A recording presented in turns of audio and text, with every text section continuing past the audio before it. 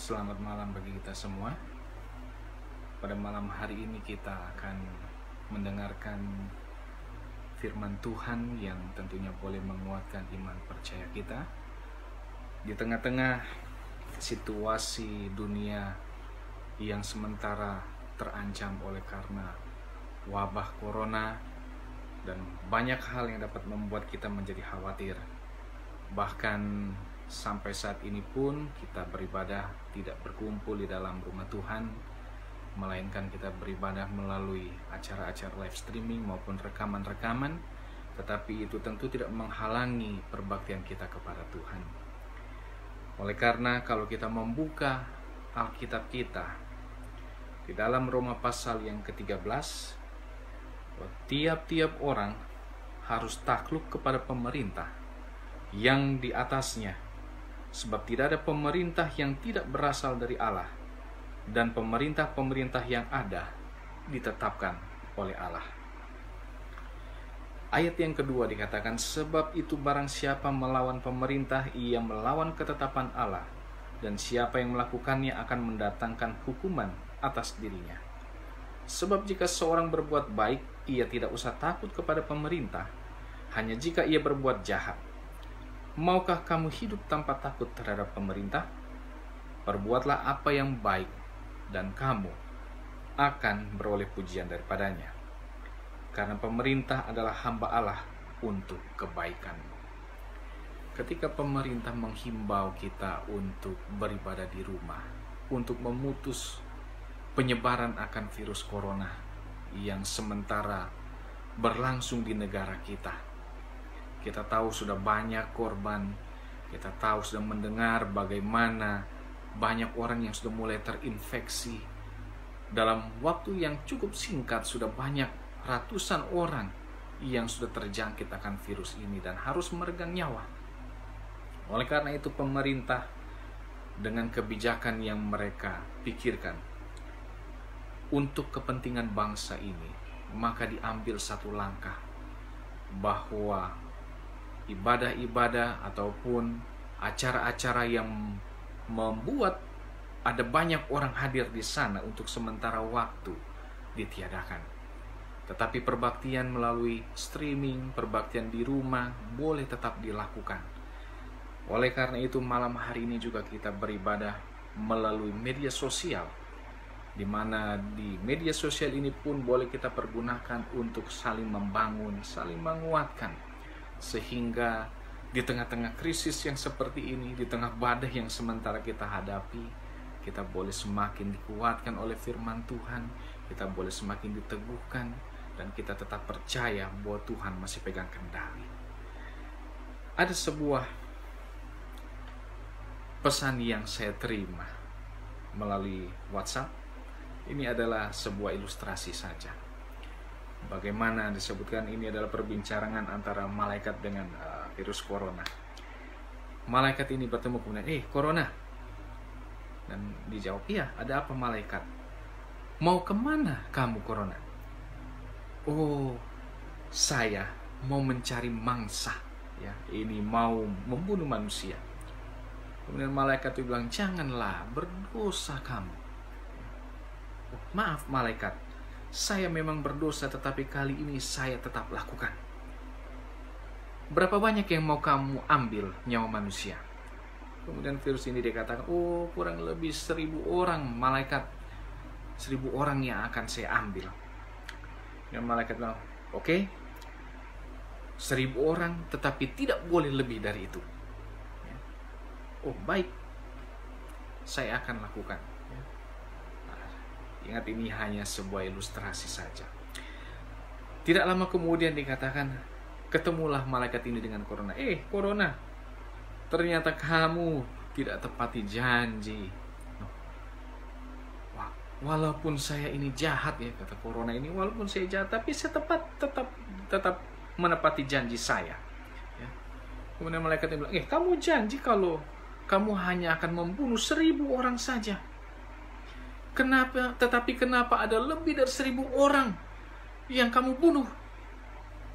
Corona ini dijawab, sungguh malaikat, saya hanya membunuh 1000 orang saja. tetapi yang lainnya mereka mati karena ketakutan itu. Di tengah situasi seperti ini, banyak orang menjadi khawatir. Akan ada banyak pemikiran, apa saya akan selalu sehat? Atau kalau saya sakit, apakah saya akan bisa selamat orang yang sembuh dari corona? Karena ada beberapa orang yang memang banyak juga sudah sembuh. Ya. Atau kalau terhindar dari wabah ini, seandainya pemerintah melakukan lockdown, semua orang harus bekerja di rumah, beribadah di rumah, aktivitas di rumah. Lalu apa yang saya mau makan? Apa yang saya mau minum? Ya. Kalau semuanya tutup, bagaimana saya dan keluarga melanjutkan hidup? Bisa nggak saya melanjutkan kehidupan ini seperti ini? Mari kita buka Alkitab kita. Matius pasal yang ke-6, ayat yang ke-25 sampai ayat yang ke-27. Demikian firman Tuhan. Karena itu aku berkata kepadamu, janganlah kamu khawatir akan hidupmu, akan apa yang hendak kamu makan atau minum, dan janganlah khawatir pula akan tubuhmu, akan apa yang hendak kamu pakai. Bukankah hidup itu lebih penting daripada makanan dan tubuh itu lebih penting daripada pakaian? Ayat yang ke-26. Pandanglah burung-burung di langit yang tidak menabur dan tidak menuai dan tidak mengumpulkan bekal dalam lumbung, namun diberi makan oleh Bapamu yang di sorga. Bukankah kamu jauh melebihi burung-burung itu? Siapakah di antara kamu yang karena kekhawatirannya dapat menambahkan sehasta saja pada jalan hidupnya? Ketika kekhawatiran menaungi pikiran kita, ketika kita khawatir, apa yang saya mau makan? Apa yang saya mau minum? Apa yang harus saya lakukan untuk bertahan hidup? Firman Tuhan katakan, lihat itu burung-burung yang tidak menabur, tidak menuai, tetapi mereka bisa makan. Mereka diberi makan oleh Bapa yang di surga. Bukankah kita jauh lebih berharga daripada burung-burung itu? Kalau burung-burung yang tidak berharga itu saja, yang kelihatan tidak berharga, dipelihara oleh Bapa, apalagi engkau dan saya. Mari kita meloncat kepada kitab yang selanjutnya. Markus pasal yang ke-6, ayat 45 sampai 52. Ini berbicara tentang ketika murid-murid mereka merasa khawatir.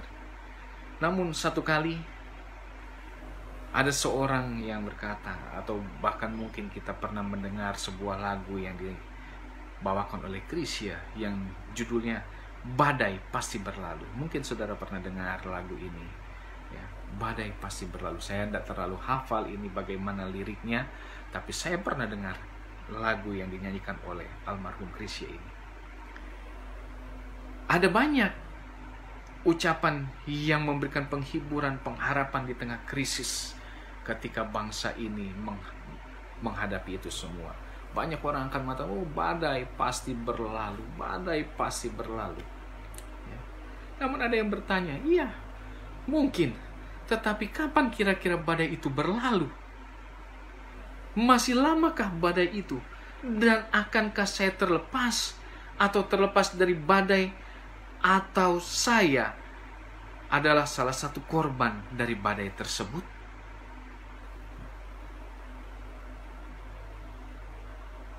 Kita buka Markus 6 ayat 45 sampai ayat yang ke-52. Ketika murid-murid berada di atas kapal, ya, ayat yang ke-45. Sesudah itu Yesus segera memerintahkan murid-muridnya naik ke perahu dan berangkat lebih dulu ke seberang ke Betsaida. Sementara itu ia menyuruh orang banyak pulang.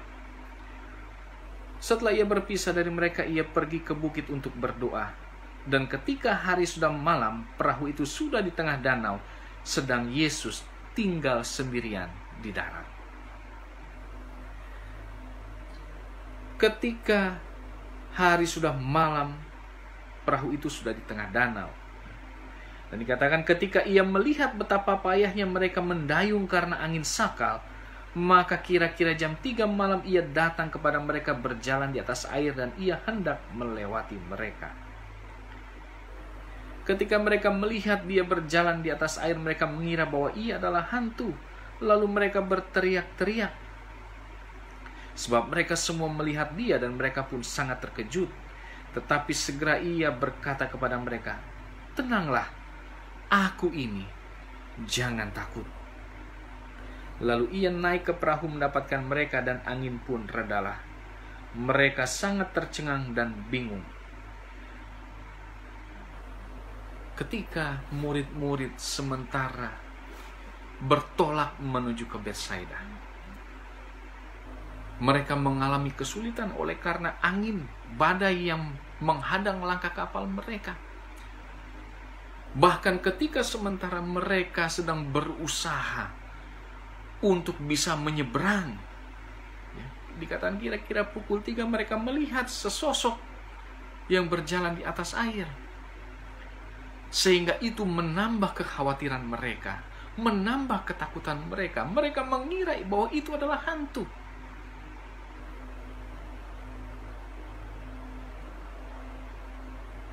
Kehidupan kita boleh jadi sama seperti murid-murid. Ketika situasi itu begitu berat kita rasa, ada kekhawatiran. Ketika masalah semakin bertambah, kelihatan bertambah, semakin takut kita menjalani kehidupan ini.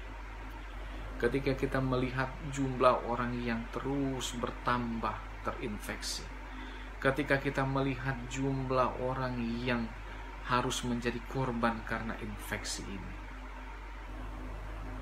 kita menjadi khawatir. Jangan-jangan berikutnya adalah saya.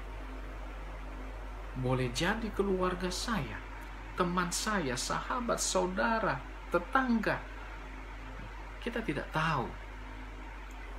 Banyak kekhawatiran yang bisa membuat kita menjadi lemah. Kalau kita buka WhatsApp, semakin banyak berita-berita yang membuat kita menjadi khawatir.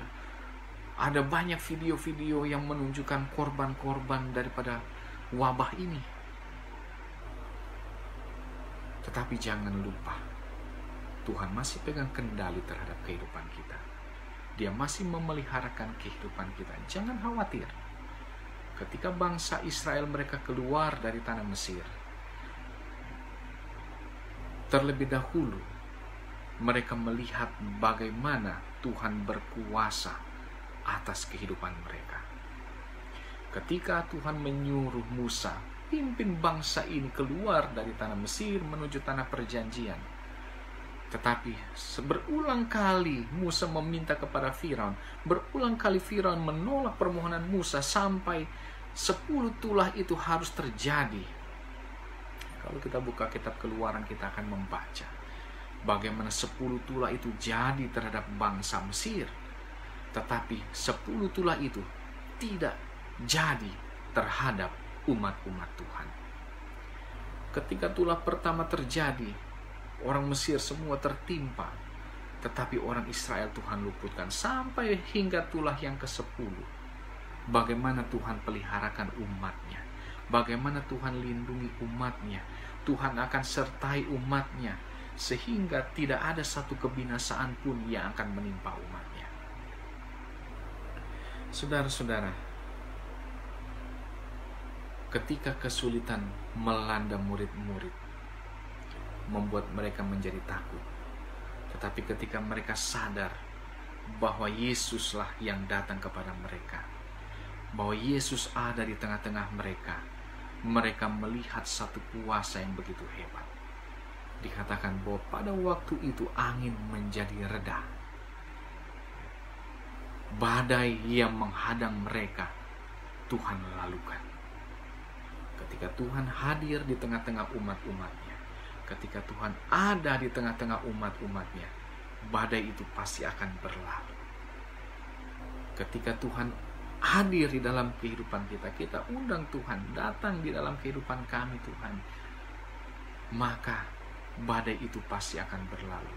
Akan ada kedamaian di dalam hati kita, akan ada sukacita karena kita tahu bahwa Tuhan masih pegang kendali terhadap kehidupan kita.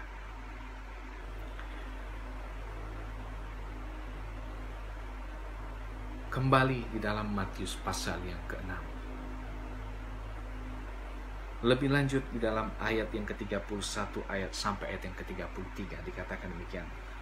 Sebab itu janganlah kamu khawatir dan berkata, apakah yang akan kami makan? Apakah yang akan kami minum? Apakah yang akan kami pakai? Semua itu dicari bangsa-bangsa yang tidak mengenal Allah. Akan tetapi Bapamu yang di surga tahu bahwa kamu memerlukan semuanya itu. Bukan berarti kita tidak perlu harus cari perlindungan. Ya. Sebagai contoh, karena Tuhan melindungi kita, tidak apa-apa kita jalan keluar. Virus itu tidak akan membunuh kita. Tidak apa-apa, Tuhan akan melindungi kita, tidak perlu pakai masker. Tidak apa-apa, tidak perlu cuci tangan, tidak perlu pakai hand sanitizer supaya kita tetap terjaga bersih. Tuhan akan menolong kita. Ini juga adalah hal yang ceroboh. Bukan demikian yang Tuhan perintahkan. Tetap kita berusaha, mengusahakan sesuatu. Tetapi jangan lupa Tuhan juga akan menyertai kita. Perlu kita untuk menjaga agar kita tidak ada di kerumunan orang, ya jangan membawa diri ke dalam pencobaan. Kalau saudara tidak ingin basah karena air, jangan dekat-dekat dengan air. Kalau saudara tidak ingin terbakar, jangan bermain api. Kalau kita tidak mau sampai kena terhadap virus ini, ya jangan membawa diri ke dalam pencobaan. Pemerintah sudah menghimbau untuk kebaikan kita, dan pemerintah itu ditunjuk oleh Tuhan untuk memberikan amanat ini. Sehingga kita harus turut. Jangan menjadi umat yang melawan. Kecuali kalau apa yang disampaikan itu sudah menentang prinsip iman kita, tidak sesuai dengan firman Tuhan. Ini hal yang berbeda. Tetapi selama yang diperintahkan adalah satu kebaikan bagi kita semua, lakukanlah itu. Ketika dikatakan jaga kesehatan, selalu cuci tangan, bersihkan tangan kita, menjaga jarak, physical distancing dengan orang, ya, social distancing. Lakukan itu demi kebaikan kita, demi kebaikan keluarga, anak-anak, saudara-saudara, sahabat, orang gereja, dan semua orang. Tetap perlu kita lakukan. Bukan berarti kita tidak butuh itu semua, kita tetap butuh. Kita lakukan yang terbaik dan Tuhan lakukan bagiannya. Itu makanya dikatakan bukan berarti kalau kita mencari hand sanitizer, masker, atau cuci tangan, berarti ini disebutkan sama seperti kita adalah bangsa yang tidak mengenal Allah. Bukan, ya. Tetapi mereka yang disebut tidak mengenal Allah adalah ketika mereka yang percaya terhadap kekuatannya sendiri mampu keluar dari sana. Karena tidak ada satupun orang yang mampu keluar tanpa pertolongan Tuhan. Pada ayat yang ke-33, salah satu kunci bagaimana kehidupan kita boleh tetap terjaga aman sekalipun badai sementara terjadi, sekalipun badai sementara berjalan. Tetapi ayat yang ke-33 dikatakan, tetapi carilah dahulu kerajaan Allah dan kebenarannya, maka semuanya itu akan ditambahkan kepadamu. Engkau ingin keselamatan, Tuhan akan tambahkan. Engkau ingin kesehatan, Tuhan akan berikan. Engkau butuh masker, Tuhan pasti akan sediakan. Tapi jangan lupa tetap berusaha. Jangan kita hanya mau nanti Tuhan akan sediakan. Jehovah Jireh. Ya. Tentu harus juga tetap berusaha. Diam di rumah bukan berarti harus bermalas-malasan di dalam rumah. Lakukan sesuatu yang berguna. Baca firman Tuhan. Kesempatan bagi kita untuk merenungkan firman Tuhan. Dan sebagai ayat yang terakhir pada malam hari ini, 1 Petrus 5 ayat yang ke-7. 1 Petrus 5 ayat yang ke-7. serahkanlah segala kekhawatiranmu kepadanya, sebab Ia yang memelihara kamu. Percaya, di tengah situasi seperti ini, ketika kita patuh terhadap apa yang Tuhan perintahkan, baik itu melalui pemerintahan kita, baik itu melalui pimpinan organisasi kita, ketika kita lakukan itu dengan setia, kita jalan sesuai dengan kehendak Tuhan, jangan khawatir, sebab Ia memelihara kehidupan kamu. Kiranya Tuhan memberkati kita.